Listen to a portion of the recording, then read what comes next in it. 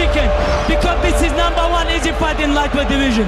I think I deserve this, but this is up to main event. And if you're afraid of a smack off me, a smack will feel like a double-barrel shotgun. In the world of mixed martial arts, there is one golden rule that every fighter learns eventually. Never, ever insult a man who has wrestled bears since he was 6 years old. Oh, I don't think we're gonna see a new Khabib. We haven't seen him progress his game at all. You know, he's just been a wrestler to take guys down and hold them and beat on them. For years, the UFC's lightweight division was a shark tank.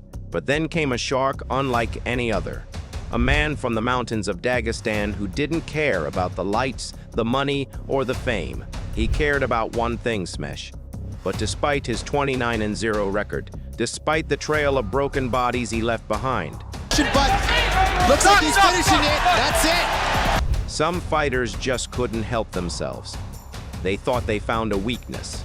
They thought they could get under his skin. They mocked his religion, his family, and his grappling style. But what they didn't realize was that they weren't just hyping a fight, they were signing their own death warrants inside that cage. He's pounding Michael Jones. He's like, I go to smash your boy. Make no mistake. Because when you mock the eagle, you don't just lose the fight, you lose your soul. Still undisputed. Welcome back to the Band-Aid Battalion MMA, your home for the most brutal stories, deep dives, and technical breakdowns in the world of combat sports. Today, we're looking at the men who dared to disrespect the GOAT, Khabib Nurmagomedov, and the terrifying price they paid for it. Message, hey, come here, this place, and that's it. If you love the art of the smesh, make sure to hit that subscribe button and join the battalion. Now, let's get into the carnage. We have to start with the biggest rivalry in combat sports history.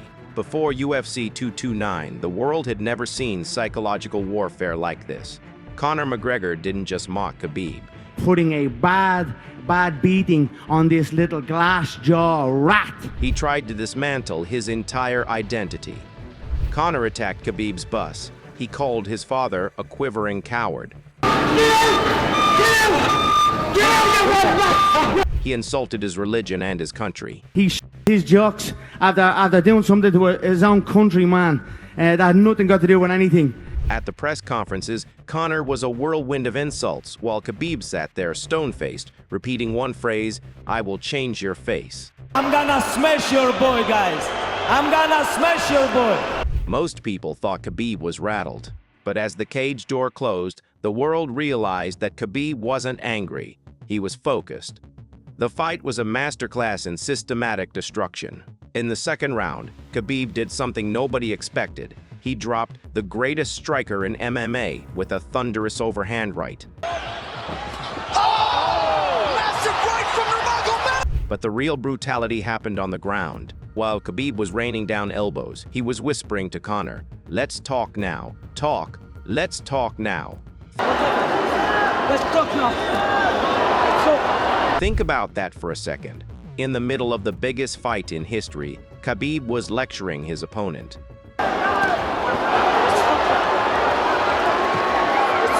The finish was a neck crank that looked like it was going to pop Conor's head off his shoulders. There's the tap. Still undisputed. Khabib Nurmagomedov. And even after the tap, the rage didn't stop.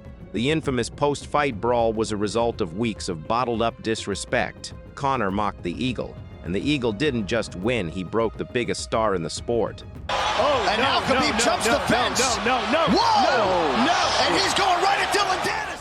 But Conor wasn't the first.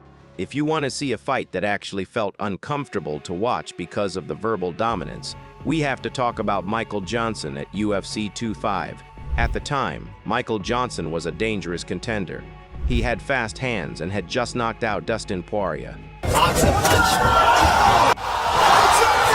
During the lead-up, there was a lot of talk about Khabib being overrated and unable to handle the speed of an elite striker. We're gonna see a new Khabib. We haven't seen him progress his game at all. In the first minute, Johnson actually caught Khabib with a clean shot that wobbled him.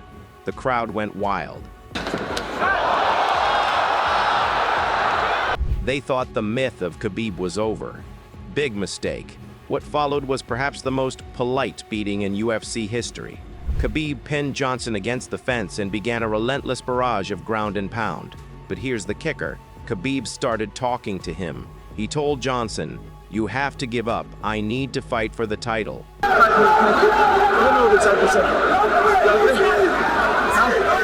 You know this. I deserve it. Imagine being punched in the face by a 155-pound man who is calmly explaining his career goals to you while he does it. It wasn't just physical dominance, it was psychological trauma. Johnson was a shell of himself by the third round, before Khabib finally put him out of his misery with a kimura. Now, let's go back a little further to a time when people didn't know how dangerous Khabib really was. In 2013, Khabib traveled to Brazil to face Thiago Tavares. Now, if you know anything about MMA, you know that Brazil is the mecca of jiu-jitsu. The fans there are passionate, and the fighters are legends. Khabib walked into the weigh-ins wearing a shirt that said, "If Sambo was easy, it would be called jiu-jitsu." The Brazilian crowd was ready to riot. They felt it was a direct slap in the face to their culture and their martial art. Thiago Tavares promised to make Khabib pay for that disrespect. The fight lasted exactly 1 minute and 55 seconds. Khabib caught Tavares with a leaping uppercut that sent him crashing to the canvas. Combination going, unable to find his range there, and Nurmagomedov floors him. But it was the follow-up that was truly brutal. Khabib landed a series of devastating elbows that forced the referee to sprint across the cage to save Tavares' life. The message was sent: you can have your jiu-jitsu. I have Sambo. And Sambo is not easy. Sometimes the mockery doesn't come in words, but in opinions. Before UFC 223, the narrative was that Khabib had amateur striking. They said if he couldn't get the takedown, he was a fish out of water. Ali Quinta stepped in on 24 hours' notice to fight for the belt. Al is a tough, gritty New Yorker who doesn't fear anyone. During the fight, when Al started stuffing some of the takedowns in the later rounds, the commentators and the fans began to mock Khabib's stance and his stiff boxing. There's no magic to his takedown. He's just tenacious with it. He just keeps going after it. Khabib heard the whispers. So what did he do? He decided to play with his food. Instead of forcing the wrestling, Khabib spent the next 3 rounds jabbing Ali Quinta's face into a bloody mess. He showed the world that even at his weakest point, he was still levels above an elite contender. He didn't just win the belt. He mocked the critics by beating a striker at his own game.